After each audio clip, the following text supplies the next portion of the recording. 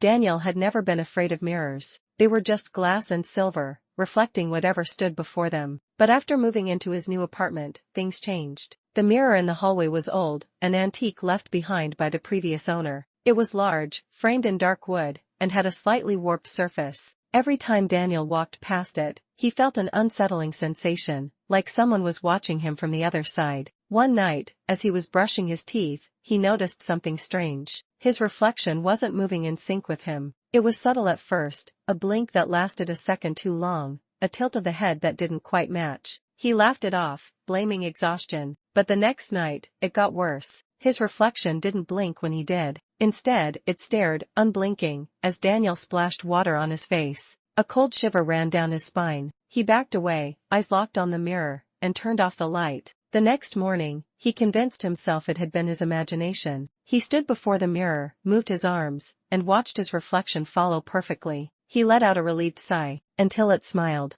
Daniel hadn't smiled. His heart pounded as he staggered back. The reflection raised a hand and pressed it against the inside of the glass. Then, it whispered, softly, but loud enough to freeze his blood, "Let me out." The lights flickered, and the glass cracked. A shadowy hand reached through. Daniel screamed, and then the lights went out. When they flickered back on, the mirror was whole again. The apartment was silent, but Daniel was gone. And his reflection?